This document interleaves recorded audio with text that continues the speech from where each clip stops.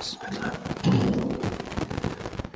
Assalamualaikum warahmatullahi wabarakatuh.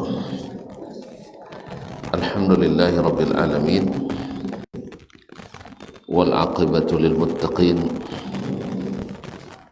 wala udwana illa 'alal zalimin. Asyhadu an la ilaha illallah wahdahu la syarika lah, waliyus salihin wa khaliqul khalqi ajma'in, wa razikuhum, wa ma min dabbatin fil ardi illa 'ala Allahi rizquha wa ya'lamu mustaqarraha wa mustawda'aha kullun fi kitabim mubin. Wa asyhadu anna Muhammadan abduhu wa rasuluhu as-sadiqul amin, sallallahu alaihi wa ala alihi tayyibin wa azwaji tahirati ummahatil mu'minin wattabi'ina lahum bi ihsanin ila yaumiddin. Amma ba'du. Alhamdulillah, dengan izin Allah Subhanahu wa taala kita kembali bisa hadir di salah satu dari rumahnya ini, yaitu di Musalla Darul Hijrah Bangkinang. Mudah-mudahan dengan hati yang bersyukur kita sama-sama memperbaharui iman kita dengan duduk di majelis ilmu. Salawat dan salam kepada baginda Nabi alaihi salatu wassalam, yang mudah-mudahan senantiasa hadir di hati kita sehingga sering disebut namanya dan sering pula kita bersalawat dan salam untuknya. Ma'asyiral ummahat wal akhawat yang dirahmati Allah SWT, doa kita pula untuk para orang tua kita, ayah ibu, kerabat, saudara mara, para guru, ustadz, ustazah, serta siapapun yang berjasa mengajari kita, dan kaum muslimin dan muslimat. Semoga yang masih hidup Allah berikan taufik dan hidayah sehingga sampai pada husnul khatimah, dan yang sudah mendahului mudah-mudahan Allah berikan limpahan rahmat dan ampunan serta dilapangkan kuburannya. Dan yang sedang sakit mudah-mudahan Allah segera sembuhkan, mudah-mudahan menjadi pembersih dari dosa dan kesalahan. Baik, menyambung kerjaan kita dengan Imam Al-Bukhari rahimahullah melalui kitab Al-Adab Al-Mufrad. Kita sampai pada bab yang ke-53, babu man la yarham la yurham. Bab tentang siapa yang tidak menyayangi tidak pula disayangi, karena memang al-jaza'u min jinsil amal, balasan yang kita terima itu biasanya sepadan dan sama dengan apa yang kita kerjakan. Jadi siapa yang tidak penyayang siap-siap untuk tidak disayang, baik oleh Allah Subhanahu wa taala atau oleh makhluk-makhluknya. Di sini Imam Al-Bukhari rahimahullah menyebutkan beberapa hadis, 5 hadis yang menunjukkan apa yang diterjemahkan dalam bab tadi. Qala rahimahullah, hadatsana Muhammad ibnul Ala, telah menceritakan kepada kami hadis ini Muhammad ibnul Ala ibnu Quraib, yang dikenal dengan Abu Quraib Al-Kufi. Qala hadatsana Muawiyah ibn Hisham, telah menceritakan kepada kami Muawiyah ibn Hisham, yakni Muawiyah ibn Hisham Al-Qassar Al-Kufi, an Syaiban yakni Syaiban ibn Abdurrahman An-Nahwi Al-Kufi, an Firas, dari Firas yaitu Firas ibn Yahya Al-Hamdani Abu Yahya Al-Kufi, an Atiyah, dari Atiyah yakni Atiyah bin Sa'id Al-Awfi, an Abi Sa'id, dari Abu Sa'id itu Abu Sa'id Sa'ad ibn Malik ibn Sinan Al-Khudri, Sa'ad ibn Malik ibn Sinan Al-Khudri, an Nabi sallallahu alaihi wasallam, dari Nabi sallallahu alaihi wasallam, qala, dia berkata, man la yarham la yurham, man la yarham la yurham, siapa yang tidak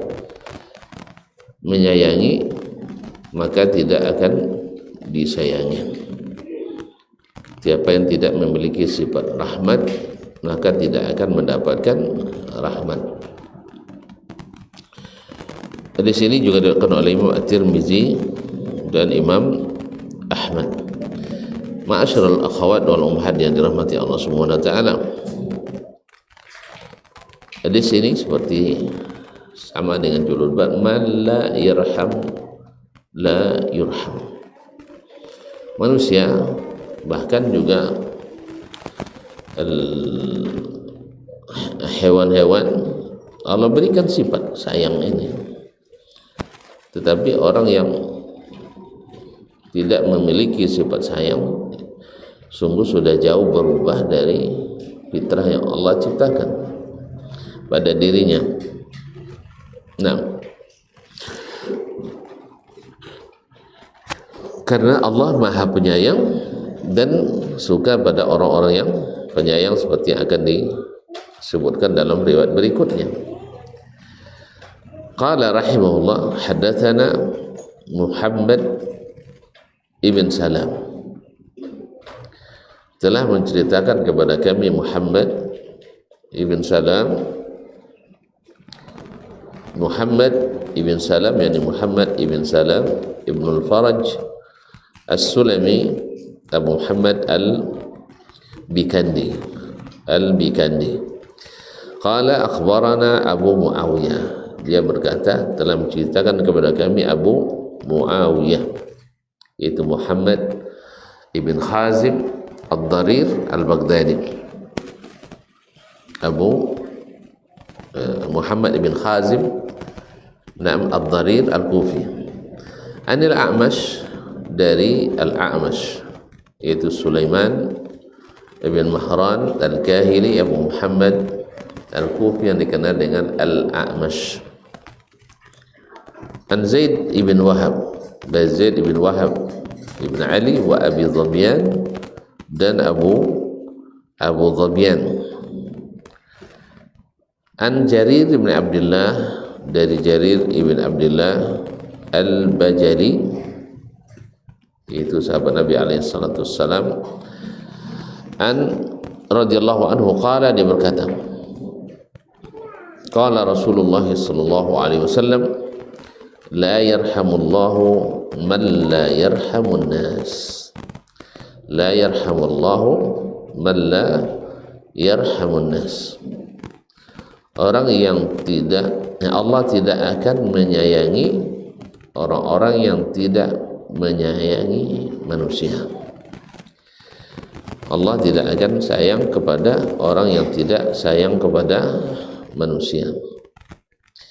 Ini juga menjadi ancaman bagi orang yang tidak memiliki sifat kasih sayang, karena dengan kasih sayang itulah terjalin hubungan yang harmonis, hubungan saling memberikan perhatian dan pengayoman pada yang lain.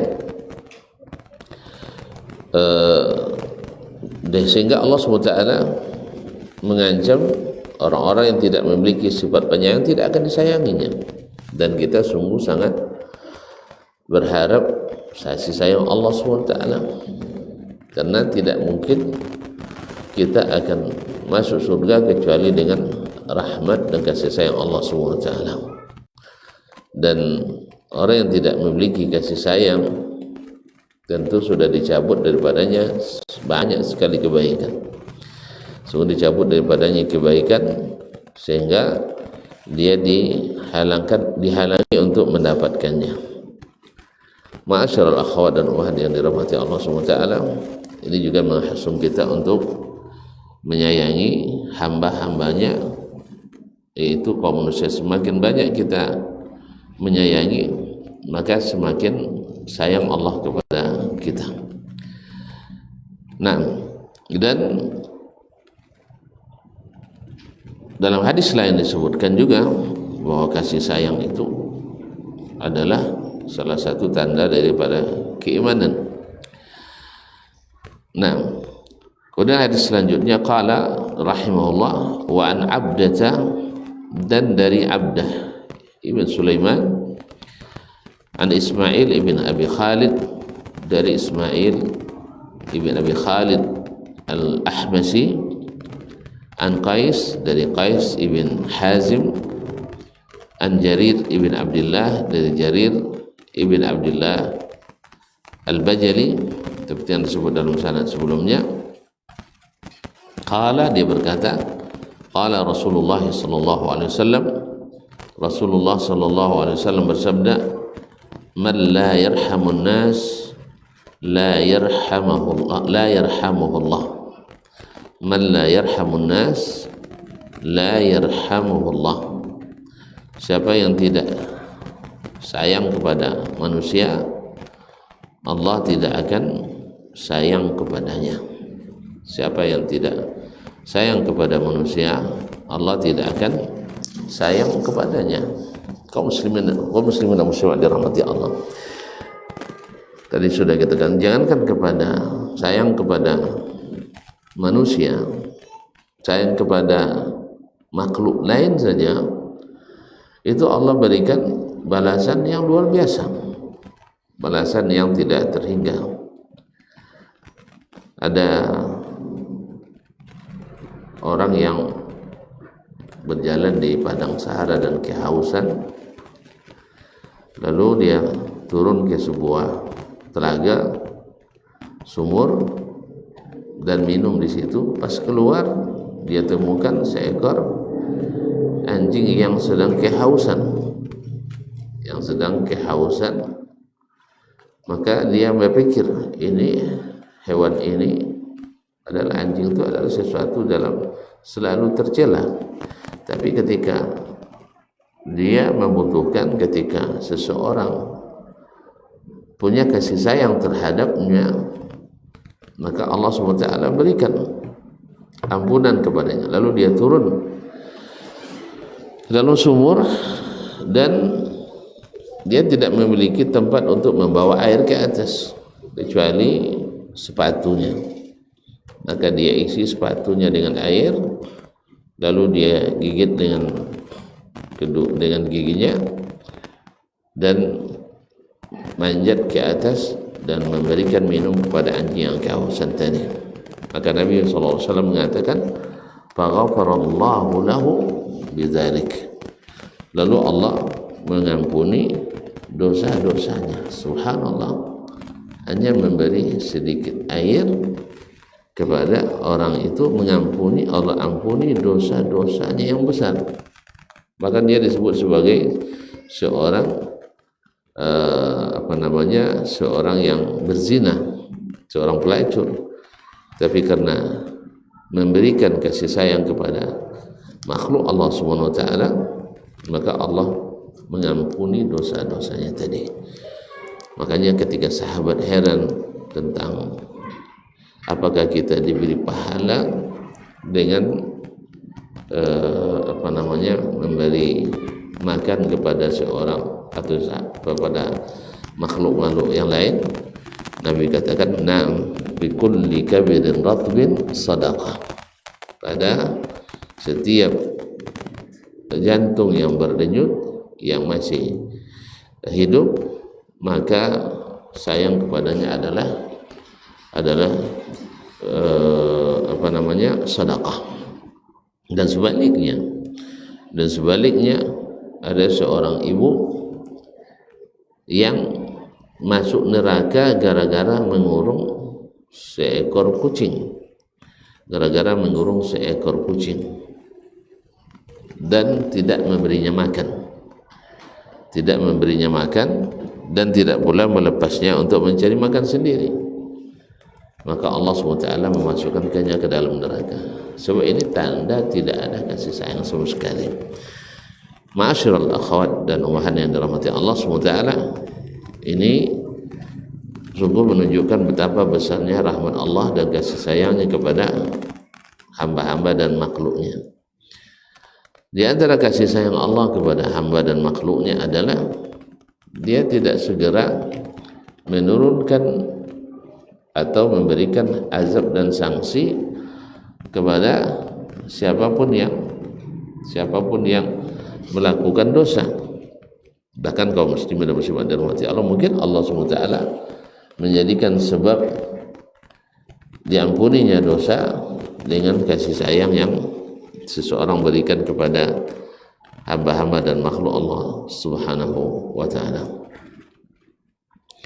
Kemudian berkata Imam Al-Bukhari rahimahullah, wa an Abdah, dan dari Abdah bin Sulaiman, yakni riwayat Muhammad ibn Salam Al-Bikandi dari syekhnya Abdah ibn Sulaiman, an Hisham, dari Hisham yakni Hisham ibn Urwah ibn Zubair ibn Awam Al-Asadi, an abihi, dari bapaknya yaitu Urwah ibn Zubair ibn Al-Awam Al-Asadi, salah satu dari 7 fuqaha Madinah di masa tabi'in. An Aisyah radhiyallahu anha, dari Aisyah radhiyallahu ta'ala anha, qalat, dia berkata, atan nabiyya sallallahu alaihi wasallam nasun minal a'rab, datang kepada Nabi beberapa orang dari Arab Badui, orang-orang Arab kampung, datang kepada Nabi alaihi salatu wassalam. Naam, faqala lahu rajulun minhum, seorang dari mereka berkata kepada Rasulullah sallallahu alaihi wasallam, ya Rasulullah, wahai Rasulullah sallallahu alaihi wasallam, atuqabbiluna as-sibyan, apakah kalian menciumi anak-anak kecil kalian? Fa wallahi ma nuqabbiluhum, demi Allah kami tidak pernah mencium mereka. Faqala Rasulullah sallallahu alaihi wasallam, lalu Rasulullah SAW mengatakan, aw amliku in kana Allah naza'a min qalbika rahmah, aw amliku in kana Allah qad naza'a min qalbika rahmah, apa daya saya untuk menolongmu kalau seandainya Allah sudah mencabut dari hatimu dapat kasih sayang. Ya, anak saja tidak dicium, dan cium adalah salah satu bentuk ungkapan sayang, dan khususnya kepada anak-anak yang masih kecil. Dan ingat bahwa ciuman orang tua kepada anak atau kepada siapapun yang dibolehkan untuk menciumnya adalah tanda kasih sayang. Dan kita tak maklum itu semuanya, tapi orang ini subhanallah, karena dia tinggal sebagai Arab Badui, orang kampungan, mereka mengatakan kepada Nabi tidak pernah mencium anaknya. Diriwayatkan dalam riwayat lain bahwa yang berkata ini adalah Al-Aqra ibn Habis At-Tamimi. Dia mengatakan, inna li asyrata awladin ma qabbaltu ahadan minhum, saya punya 10 orang anak tapi tak pernah saya mencium satu pun dari mereka. Subhanallah, ya, sama sekali tidak ada rasa sayang dalam hatinya. Lalu Nabi katakan, awa amlik, bagaimana saya mengatakan saya tidak bisa memiliki atau tidak memberikan, in kana Allah naza' min qalbika ar-rahmah, kalau Allah sendiri yang sudah mencabut kasih sayang dari dalam hatimu. Taib. riwayat terakhir dalam bab ini adalah qala al-Imam Al-Bukhari rahimahullah haddatsana Abu Nu'man, telah menceritakan kepada kami Abu An-Nu'man, yaitu Muhammad ibnul Fadl As-Saddusi, Muhammad ibnul Fadl As-Saddusi yang dikenal dengan Arim. Qala haddatsana Hammad ibn Zaid, telah menceritakan kepada kami hadis ini Hammad ibn Zaid, itu Hammad ibn Zaid ibn Dirham Al-Basri. An Asim, dari Asim, yakni Asim ibn Sulaiman Al-Ahwal, Asim bin Sulaiman Al-Ahwal. An Abi Uthman, dari Abu Uthman, yaitu Abdurrahman ibn Mul atau ibn Mal atau ibn Mil Al-Nahdi, salah seorang dari Mukhadramin, yaitu orang yang hidup di zaman Nabi dan masuk Islam tetapi tidak beruntung mendapatkan bertemu dengan Nabi alaihi salatu wassalam. Abu Uthman ini sudah menuju Madinah untuk menemui Nabi alaihi salatu wassalam dari perjalanan yang sangat jauh dari Irak sana. Namun ketika menjelang sampai ke Madinah, beliau sudah dapat kabar Nabi alaihi salatu wassalam sudah meninggal. Jadi hampir jadi sahabat, tetapi takdirnya belum membuat dia jadi sahabat, sehingga jadilah di kalangan al-mukhadramin, yaitu tabi'in yang senior. Anna Umar radhiyallahu anhu, bahwa Umar ibn al-Khattab radhiyallahu ta'ala anhu istamala rajulan, mempekerjakan seorang laki-laki.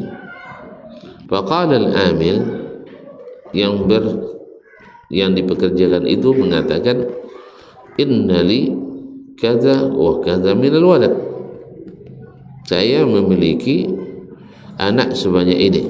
Dia sebutkan jumlahnya, ma qabbaltu wahidan minhum, tapi tak satu pun yang pernah saya ciumi. Faza'ama Umar, atau qala Umar, lalu Umar mengklaim atau Umar mengatakan, innallaha subhanahu wa ta'ala la yarhamu min ibadihi illa abarrahum, sesungguhnya Allah tidak akan memberikan kasih sayang, tidak akan menyayangi hambanya kecuali illa abarrahum, kecuali yang paling penyayang di antara mereka, yang paling berbakti di antara mereka. Jadi kembali lagi bahwa di antara adab seorang hamba adalah berkasih sayang di antara hamba-hamba yang lain, khususnya adalah anak-anak kecil kita, anak-anak kita sendiri, dan orang-orang yang terdekat dengan kita mesti diberikan kasih sayang. Dan ungkapan kasih sayang ini adalah ada dengan seperti tadi dan seperti disebutkan di sini, dengan menciumi, dan adalah kasih sayang dengan memberikan apresiasi, dan kasih sayang dengan peduli dan sebagainya. Maka sekali lagi kaum muslimat dan ummahat yang dirahmati Allah SWT, bahwa di antara adab yang sangat-sangat dianjurkan oleh Allah dan Rasulnya SAW, sampai Allah tidak akan membalas kita dengan kasih sayang bila kita tidak memiliki kasih sayang kepada hamba-hamba Allah yang lain, khususnya anak-anak kita, keluarga, dan istri kita atau suami kita. Baik, bab selanjutnya yang ke-54, qala babur rahmati mi'atu juz'in, bab tentang rahmat yang 100 bagian atau 100 juz, 100 bagian. Nah, maknanya adalah bahwa Allah SWT membagi rahmat itu sebanyak 100, lalu diturunkannya 1/100 ke bumi, dan dengan itulah kita berkasih sayang. Nah, kalau seandainya 1/100 saja sudah begini, yakni umat manusia dan makhluk saling berkasih sayang, subhanallah, maka Allah tentu kasih sayangnya lebih besar lagi ketika kita kembali ke akhirat nanti. Oleh sebab itu syarat mendapatkan kasih sayang Allah itu adalah dengan saling berkasih sayang dengan sesama makhluknya di atas permukaan bumi ini. Qala rahimahullah, berkata Imam Al-Bukhari, haddatsana Al-Hakam ibn Nafi', telah menceritakan kepada kami Al-Hakam ibn Nafi' Al-Bahrani. Al-Hakam ibn Nafi' Al-Bahrani qala akhbarana Syuaib, telah menyampaikan hadis ini kepada kami Syuaib, yaitu Syuaib ibn Abi Hamzah. Syuaib ibn Abi Hamzah an Az-Zuhri, dari Az-Zuhri, yaitu Imam Az-Zuhri Muhammad ibn Muslim ibn Ubaidillah ibn Abdullah ibn Shihab Az-Zuhri rahimahullah ta'ala adalah ulama pertama yang mengumpulkan hadis secara besar-besaran atas perintah Amir Mukminin Umar ibn Abdul Aziz. Dan wajar itu dia dapatkan karena memang dia adalah salah satu dari 6 tabi'in yang menjadi pusat perputaran sanad-sanad hadis, yaitu Imam Az-Zuhri di Madinah, kemudian Imam Amr ibn Dinar di Makkah, kemudian Imam Yahya ibn Abi Kathir Al-Yamami di Basrah, kemudian Qatadah ibn Di'amah As-Sadusi juga di Basrah, dan yang kelima adalah Sulaiman bin Mahran Al-Kahili Abu Muhammad Al-Amash Al-Kufi di Kufah, kemudian Abu Ishaq As-Sabi'i juga di Kufah. Nah, dari siapa? Zuhri meriwayatkan qala akhbarana Sa'id ibn al-Musayyib, telah menceritakan kepada kami Sa'id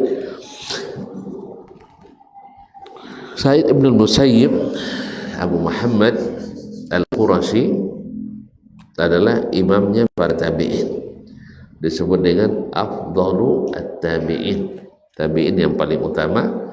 Kalau di sahabat Abu Bakar, Umar, sedangkan di kalangan tabi'in yang paling utama itu adalah Sa'id ibn al-Musayyib, murid dan sekaligus menantu Abu Hurairah radhiyallahu ta'ala. Anna Abu Hurairah radhiyallahu anhu, wa Abu Hurairah radhiyallahu anhu qala, berkata, sami'tu Rasulullah sallallahu alaihi wasallam yaqul, dia mengatakan, saya mendengar Rasulullah sallallahu alaihi wasallam bersabda, ja'alallahu subhanahu wa ta'ala ar-rahmata mi'ata juz'in. Allah menciptakan, Allah menjadikan rahmat itu 100 bagian. Fa amsaka indahu 99. Allah tahan rahmat itu, kasih sayang itu pada dirinya sebanyak 99 dari 100. Wa anzala bil ardi juz'an wahidan, lalu dia turunkan ke bumi ini 1 bagian dari 100 tadi. Fa min zalikal juz'i yatarahamul khalq, dari 1 bagian itu makhluk-makhluk yang hidup di bumi itu saling menyayangi. Subhanallah. Nah, yang kalau ini yang sedikit tak mau kita berbagi, hati-hati, yang banyak nanti di akhirat kita tak dapat. Oleh sebab itu maka Nabi SAW menganjurkan kita untuk saling menyayangi, saling memberikan rahmat, supaya nanti di akhirat kita dapat yang lebih besar, yang lebih menjanjikan. Famin zalika al-juzu' yatarahamun nas, dari 1 bagian tadi yang Allah turunkan dari rahmat dan kasih sayang, manusia saling berkasih sayang. Hatta tarfa al-farasu hafiraha an waladiha, sampai kuda mengangkat kakinya untuk memberikan jalan lewat bagi anak kecilnya. Khasyata an tusibahu, karena dia takut anaknya terinjak oleh kakinya, maka dia angkat dan diberikan laluan kepada anaknya tadi. Subhanal Khaliq. Kalau bukan Allah yang memberikan kasih sayang ini, bagaimana hewan saja bisa berbagi kasih sayang? Bagaimana kita yang makhluk yang hidup ini, yang Allah berikan akal, yang Allah berikan kemampuan, Allah berikan berbagai kelebihan. Mudah Allah SWT menjadikan hati kita penuh dengan ar-rahmah, yaitu kasih sayang. Karena kita berharap ketika kita kembali ke akhirat kita mendapatkan rahmat itu. Dan bahkan ketika di dunia ini juga kita sangat berharap kita dapat rahmat. Bayangkan kalau seandainya Allah Subhanahu wa ta'ala memberikan rahmatnya kepada kita, pasti Allah umumkan kepada para hamba-hamba yang lain untuk menyayangi kita. Karena memang sudah menjadi rumus, kaidah, sudah menjadi janji Allah SWT, al-jaza'u min jinsi al-amal. Seperti apa yang kita buat, seperti itu yang kita dapat.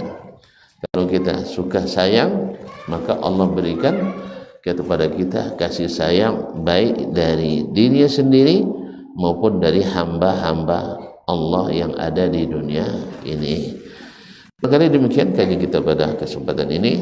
Mudah-mudahan Allah memenuhi hati kita dengan rahmat dan kasih sayang, sehingga di akhirat nanti kita berhak mendapatkan kasih sayang Allah SWT yang dengannya kita berharap masuk surga. Karena surga itu hanya didapat karena kasih sayang Allah, dan di antara yang menyebabkan kita mendapatkannya adalah dengan berkasih sayang antara sesama makhluk Allah Subhanahu wa ta'ala. Wallahu waliyut taufiq wal hadi ila sawis sabil, wa sallallahu wasallam ala nabiyyina Muhammad wa ala alihi wa sahbihi ajma'in.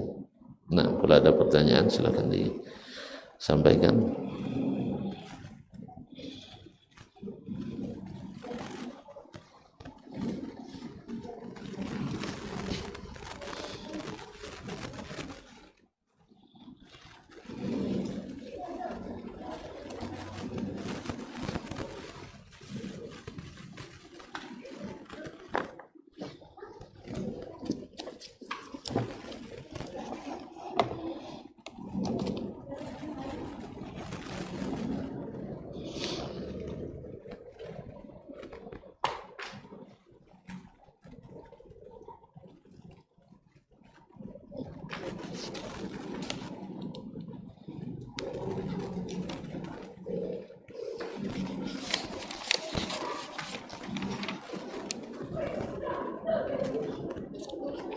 Masyaallah, masyaallah.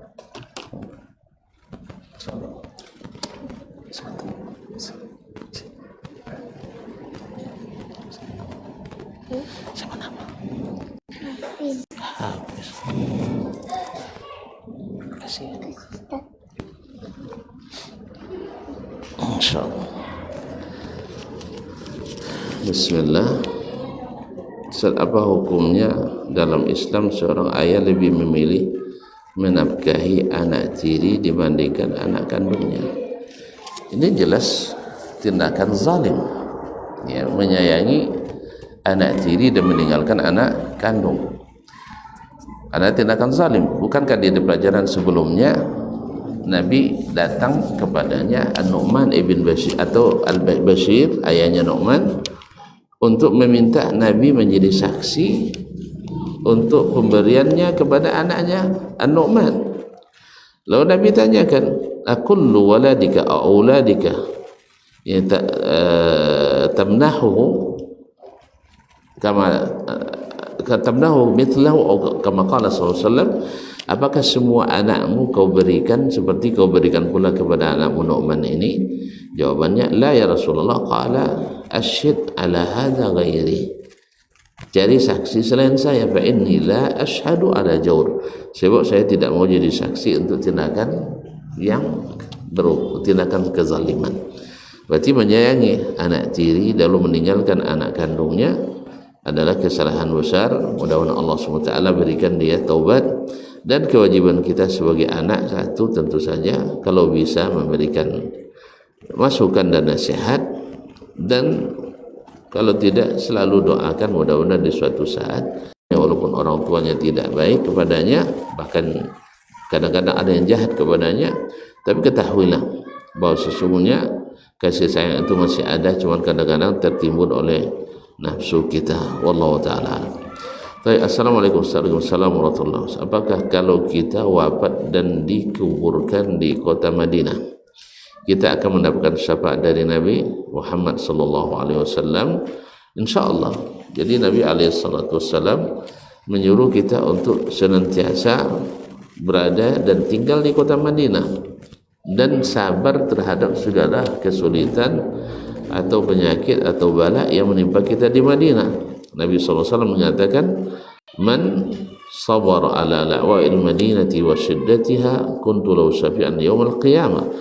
Siapa yang sabar terhadap kesulitan dan penyakit yang menimpanya di Madinah, maka aku akan menjadikan syafaat padanya hari kiamat.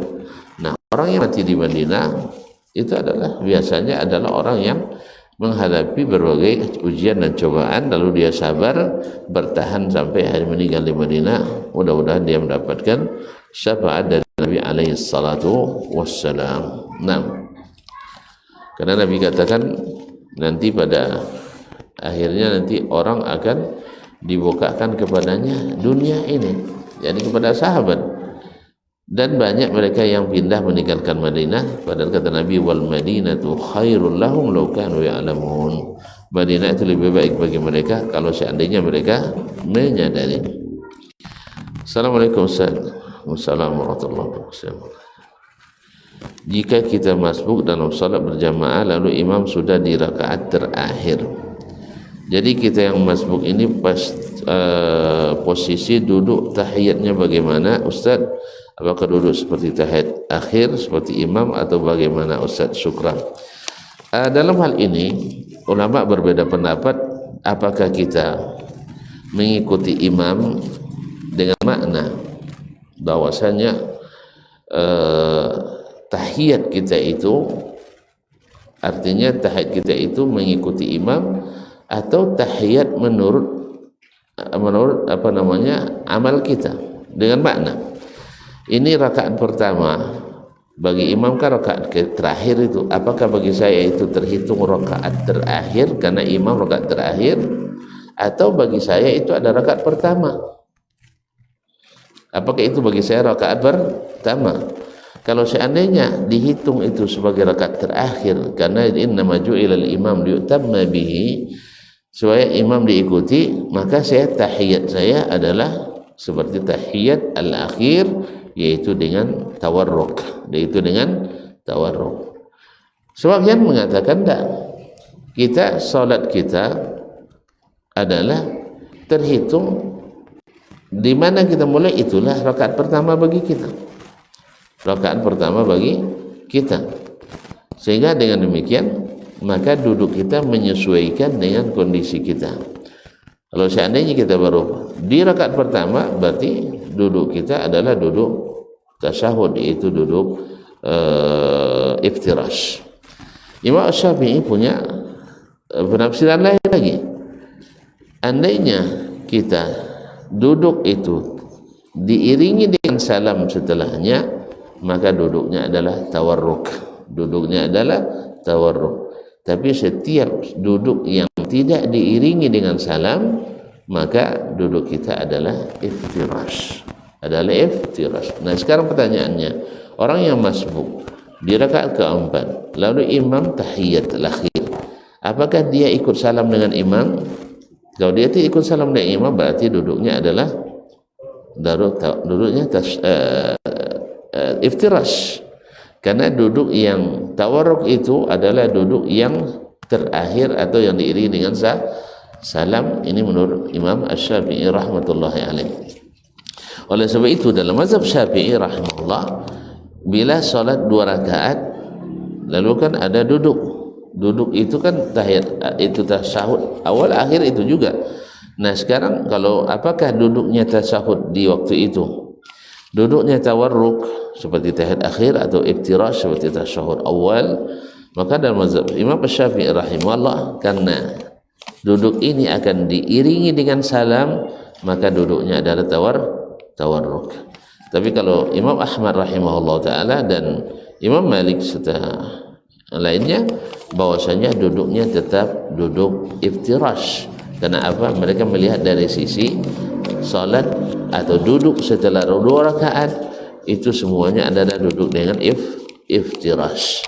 Tidak lihat dari sisi salam setelahnya atau bukan salam setelahnya. Wallahu waliyut taufiq. Jadi kesimpulannya adalah ibu duduk, artinya duduknya tetap duduk tasyahud, mengikuti duduk tasyahud sebagai tasyahud kita, bukan mengikuti imam, yaitu dalam hal dia tawarruk karena dia akan salam sedangkan kita tidak akan salam. Wallahu taala alam. Ala kulli hal, andainya ibu yang bertanya atau yang lain melakukan tawarruk, salatnya sah, atau dia duduk iftirash, salatnya tetap sah.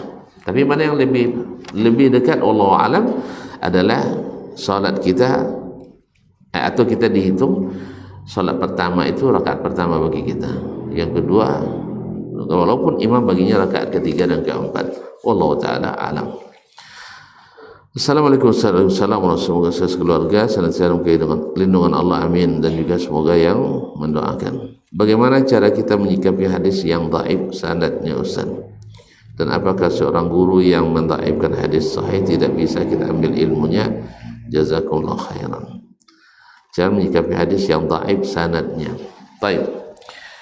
Dalam ilmu hadis ada hadis yang sanadnya dhaif di sini. Ya, tetapi di riwayat yang lain tidak dhaif. Maka yang didhaifkan di sini sanadnya saja, bukan hadisnya. Itu terjadi. Misalnya Imam Al-Bukhari rahimahullah meriwayatkan hadis dengan sanad yang zahirnya dhaif, tapi matannya diriwayatkan dari banyak sanad yang sahih. Nah, ini yang sering dikritisi oleh para ulama. Nah, dalam hal ini kalau kita punya keahlian untuk mendhaifkan sanad, ya silakan aja. Ya, kalau tidak, maka kita melihat adalah hasil dari riwayat semuanya.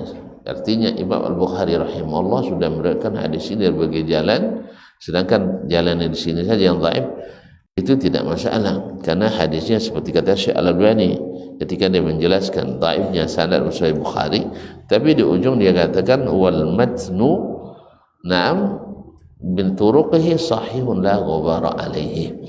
Matannya adalah sahih dengan berbagai jalan yang lain, tidak ada keraguan padanya. Nah, bagian kedua dari pertanyaan, apakah ulama yang mendhaifkan hadis tidak boleh kita ambil ilmunya? Kalau gitu tidak ada ulama yang bisa kita ambil ilmu satu pun, karena tidak satu pun ulama hadis kecuali pernah mendhaifkan hadis.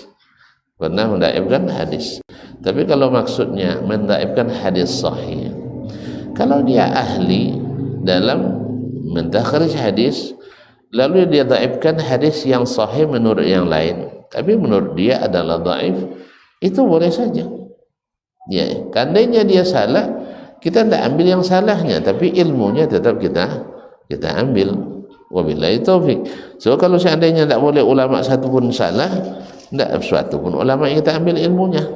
Semua ulama kecuali Nabi SAW adalah pernah salah dalam berilmu atau dalam menyampaikan ilmu dan memahami ilmu, tapi itu tidak menjatuhkan atau tidak membuat kita meninggalkan ilmunya. Wallahu waliyut taufiq. Assalamualaikum Ustaz. Anda memiliki kakak perempuan yang menikah secara Kristen sebelumnya dengan laki-laki Kristen sebelumnya, dan mereka dari hasil pernikahan mereka melahirkan 2 anak laki-laki dan perempuan. Alhamdulillah sekarang beliau sudah berpisah dan kakak saya sudah kembali kepada Islam dan bertaubat. Jadi pertanyaan, apakah anaknya yang laki-laki mahram bagi saya? Anaknya yang laki-laki mahram bagi saya karena orang tuanya menikah tidak secara Islam dulunya. Anak itu juga sudah Islam semua. Alhamdulillah, Kalau dia ketika dulu beragama Kristen lalu menikah dengan secara agama Kristen, maka itu dianggap nikahnya sah. Nikahnya sah. Jangankan nikah di zaman dengan agama Kristen atau agama Ahlul Kitab, nikah di masa jahiliyah pun dianggap sah karena itu dianggap ya itu yang sah di zaman itu. Nah, dengan demikian sehingga anak yang terlahir dari pernikahan itu juga anak yang sah. Maka kalau memang dia adik-adik kandung dengan ibu atau dengan saudari, dengan ukhti, maka anak perempuannya tetap mahram bagi bibinya, karena ibu atau ukhti yang bertanya otomatis menjadi bibi kandungnya, maka dia tetap mahram. Wallahu waliyut taufiq.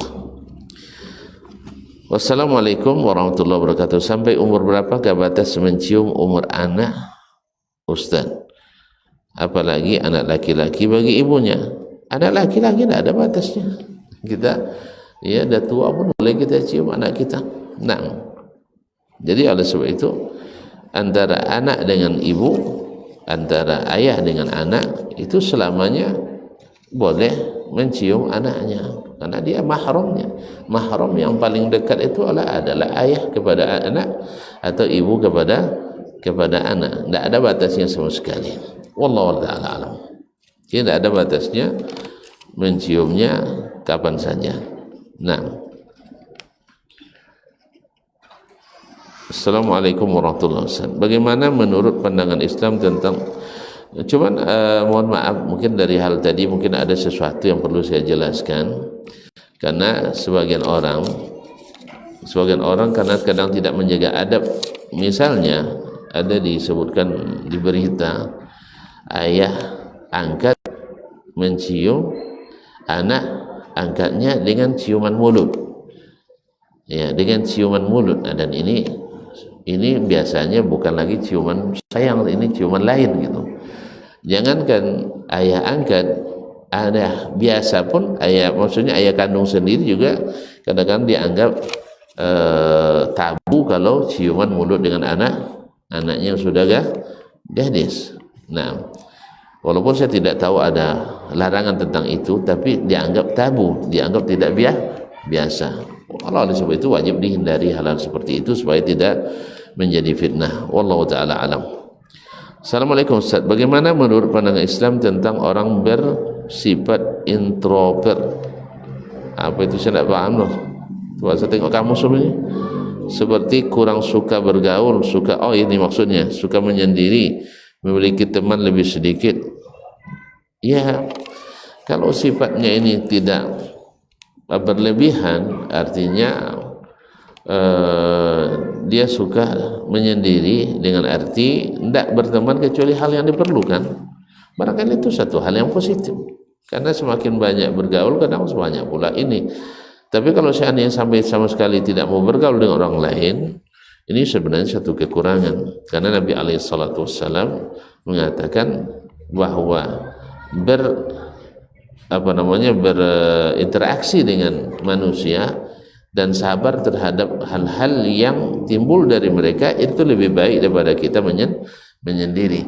Apalagi kalau seandainya dalam kebersamaan itu ada amar ma'ruf nahi mungkar, saling berganti dan bertukar kepentingan dan kasih sayang, maka sifat-sifat seperti itu sudah diupayakan untuk tidak dilestarikan. Tapi kalau seandainya itu justru menjaga dirinya dari berbagai hal yang dosa dan sebagainya, barangkali itu bersifat positif. Wabillahi taufiq. Bismillah. Assalamualaikum warahmatullahi wabarakatuh. Ustaz, untuk akhwat yang jika bertemu tidak saling bertegur sapa karena menganggap tidak saling kenal, jangankan mengucap salam, tersenyum saja tidak. Senyum kadang terlihat di mata yang bercadar. Senyum kadang terlihat di mata yang bercadar. Ada senyum tuh. Kalau udah nampak di mata berarti di mulut pasti dah senyum. Nah, adapun wallahu alam, salam itu kaum muslimat yang dirahmati Allah itu adalah identitas kita. Nabi mengatakan salim ala man arafta wa man lam ta'rif. Ucapkan salam kepada orang yang kamu kenal dan orang yang tidak kamu kenal. Jadi bukan pilih yang saya kenal saya salam, yang tidak. Karena kalau dia orang tahu dia orang muslim, maka kita mesti salam. Bahkan Imam An-Nawawi rahimahullah ta'ala ketika membahas masalah ini, sampai andainya kita di tempat yang kita ragu apakah itu muslim atau non muslim, nah lalu kita katakan ya kita salam aja, karena tidak tahu kita bahwa dia non muslim, kita tahunya mungkin muslim mungkin tidak, maka tetap ucapkan salam, Nah, andainya dia jawab berarti dia muslim, kalau dia tidak jawab berarti non muslim. Nah, kalau setelah itu udah tahu kita, baru kita tidak mengucapkan salam lagi. Tahu nggak ada ibu-ibu bahwa di pidato kenegaraan pertama Nabi SAW hijrah ke Madinah, salah satu yang beliau anjurkan adalah dari 3 adalah absus salam. Ya, absus salam, tebarkan salam. Nah, dan salam itu adalah syarat iman, dan iman adalah syarat masuk surga. Assalamualaikum Ustaz, apakah boleh berdoa ketika sujud dalam solat pakai bahasa Indonesia? Nah, ini maksudnya dalam hati atau diucapkan? Walau diucapkan terjadi khilaf di situ. Tapi kalau dalam hati boleh. Nah, bittifaq boleh kita meminta dengan bahasa apapun dalam salat kita dalam waktu sujud. Tapi ketika diucapkan, wallahu alam, saya cenderung memilih untuk tidak dilafazkan, wallahu wali taufiq. Assalamualaikum warahmatullahi wabarakatuh. Waalaikumsalam warahmatullahi wabarakatuh. Mohon penjelasan. Kita hidup di Indonesia ikut pemerintahan tapi tak ikut memilih golput. Terus memilih, maksudnya memilih pemimpin ya, memilih itu ada 2. Memilih anggota parlemen, itu disebut dengan anggota legislatif, dengan memilih yaitu pemerintah, yaitu presiden, wali kota, presiden, gubernur, wali kota dan bupati. Nah, dalam hal ini ulama membedakan hukum keduanya. Kalau anggota perwakilan itu nggak apa-apa kita ikut, sebab mereka bukan eksekutor hukum. Tapi kalau yang jadi pemerintah seperti presiden dan sebagainya, nah ini konteksnya, pertanyaannya kadang di negeri yang bukan pemimpinnya muslim. Nah, maka ulama melarang kita ikut. Nah, sekarang kita berada di negeri muslim Indonesia, maka yang maju itu adalah orang muslim. Maka apakah kita memilih atau tidak? Nah, sekarang memilih itu sifatnya hak atau kewajiban? Yang saya tahu itu adalah hak pilih, bukan wajib pilih. Nah, silakanlah gunakan hak sebagai warga negara, atau kalau tidak ada pula paksaan untuk itu, kecuali dulu di masa Orde Baru. Nah, itu wajib kita memilih. Tapi kalau seandainya judulnya hak pilih, maka tidak mengapa kita tinggalkan atau kita lakukan. Tetapi dalam hal kalau kita tidak memilih, mungkin kita kena mudaratnya, bermudarat kalau kita tidak ikut. Maka waktu itu darul mafasid, menghilangkan kemudaratan itu dituntut dari kita. Misalnya ada 2 calon yang maju, yang satu maslahatnya jelas, yang satu mudaratnya jelas. Nah, kalau kita tinggalkan memilih, mungkin yang mudaratnya jelas yang naik, maka saat itu mungkin kita wajib untuk menghilangkan mudarat itu dan memilih yang maslahat tadi. Wallahu ta'ala alam. Jadi kembali kepada ijtihad kita lagi, karena kaitannya bukan lagi dengan syar'i tidak syar'inya memilih itu, tapi adalah dalam rangka irtikabu akhafid dararain, yaitu melakukan mudarat yang paling ringan. Wallahu ta'ala alam. Yang kedua, salat wanita lebih afdal di rumah sementara ke kantor, ke pasar, pergi sendiri. Ya, Nabi kan katakan salat, bukan pergi ke kantor. Ya, kan Nabi yang katakan ya salat lebih afdal di rumah. Nah, sekarang yang pergi ke kantor siapa? Ya kalau kita pergi kantor memang itu urusannya, ya pergi kita. Ke mall, ya pergi. Kan ada juga protes, masa wanita tidak boleh sholat di masjid, ke mall boleh katanya. Siapa yang bilang tidak boleh? Wanita boleh ke masjid, wanita boleh ke mall. Boleh ke mall ya? Hanya cuma tidak boleh lah. Bayo tau. Jadi tidak ada masalah. Ke masjid boleh, ke mall boleh. Cuman mana yang lebih bagus, pergi ke mall atau ke masjid? Tidak percaya saya, pasti mall lebih bagus. Buktinya lebih banyak di mall daripada di masjid. Kalau ibu-ibu dilarang ke mall marah dia, tapi dilarang ke masjid bersenang dia. Kan ya? Jadi sebab itu jangan coba-coba larang istri pergi ke mall. Cuman masalahnya di mall itu banyak ada maksiatnya, banyak keburukan mudaratnya. Jangan sering-sering pergi. Kalau pergi jangan lama-lama. Yang kedua, jangan lupa berdoa. Yang ketiga, jangan pergi sendiri. Ya, pergi dengan suami kita atau mahram kita. Jangan pergi sendiri, karena di sana banyak juga syaitannya. Kan ya? Ya pergilah, jangan pergi sendiri. Sebab juga laki-laki juga harus dengan mahram juga memang. Awak laki-laki lebih parah pula lagi, harus dengan mahram. Ya, makanya saya kalau pergi ke mall tu takut sendiri, selalu ajak orang rumah. Nyolah dah umur dah. Tak tahu dah nya, ha? Tambah kabut mah turun lainnya mana lah cuci. Itu tambah gosip betul, Allah musta'an. Baik, jadi wanita tetap pergi ke masjid dan tetap pergi ke mall. Cuman solatnya di mana yang lebih afdal? Tak bisa dirubah. Solatnya di rumah lebih afdal daripada di masjid.